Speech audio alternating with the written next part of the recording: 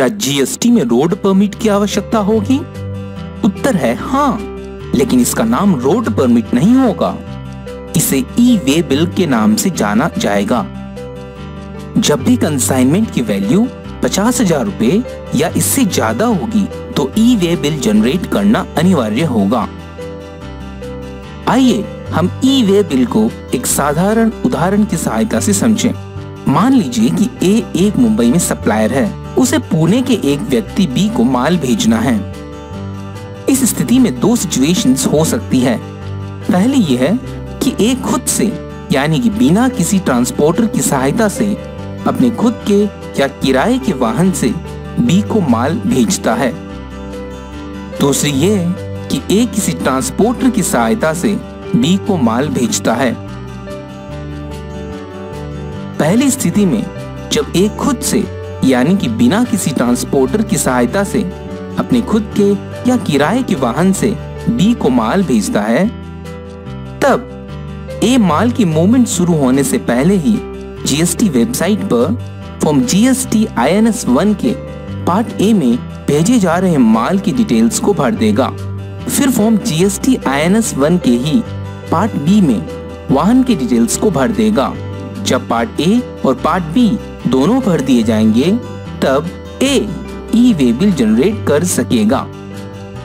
दूसरी स्थिति में जब ए किसी ट्रांसपोर्टर की सहायता से बी को माल भेजता है, ऐसी स्थिति में ए माल की मूवमेंट शुरू होने से पहले ही जीएसटी वेबसाइट पर फॉर्म जीएसटी INS 1 के पार्ट ए में भेजे जा रहे माल की डिटेल्स को भर देगा। फिर फॉर्म जीएसटी INS 1 के ही पार्ट बी में ट्रांसपोर्टर की डिटेल्स को भर देगा। जब पार्ट ए और पार्ट बी दोनों ही भर दिए जाएंगे तब ट्रांसपोर्टर ई वे बिल जनरेट कर सकेगा। ई वे बिल जनरेट होने पर एक ई वे बिल नंबर जनरेट होगा जो कि सप्लायर, ट्रांसपोर्टर और रेसिपिएंट तीनों के पास उपलब्ध हो जाएगा। रेसिपिएंट को ई वे बिल में दी गई कंसाइनमेंट डिटेल्स को 72 घंटों में स्वीकार या अस्वीकार करना पड़ेगा। अगर 72 घंटों में रेसिपिएंट ई वे बिल में दी गई कंसाइनमेंट डिटेल्स को न तो स्वीकार करता है और न ही अस्वीकार करता है तो यह मान लिया जाएगा कि उसने कंसाइनमेंट डिटेल्स को स्वीकार कर लिया है। हर एक ई वे बिल का एक वैलिडिटी पीरियड होगा। यह वैलिडिटी पीरियड माल के ट्रांसपोर्टेशन की दूरी पर निर्भर करेगा।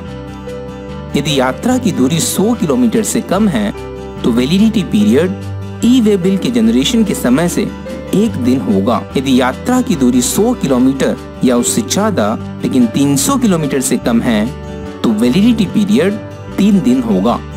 यदि यात्रा की दूरी 300 किलोमीटर या उससे ज्यादा लेकिन 500 किलोमीटर से कम है तो वैलिडिटी पीरियड 5 दिन होगा। यदि यात्रा की दूरी 500 किलोमीटर या उससे ज्यादा लेकिन 1000 किलोमीटर से कम है तो वैलिडिटी पीरियड 10 दिन होगा। यदि यात्रा की दूरी 1000 किलोमीटर या उससे ज्यादा है तो वैलिडिटी पीरियड 15 दिन होगा। अगर एक ई वे बिल जनरेट किया गया है लेकिन माल या तो ट्रांसपोर्ट ही नहीं किया गया या ई वे बिल में दी गई डिटेल्स के अनुसार माल ट्रांसपोर्ट नहीं किया गया तो ई वे बिल जनरेशन के 24 घंटे में रद्द किया जा सकेगा।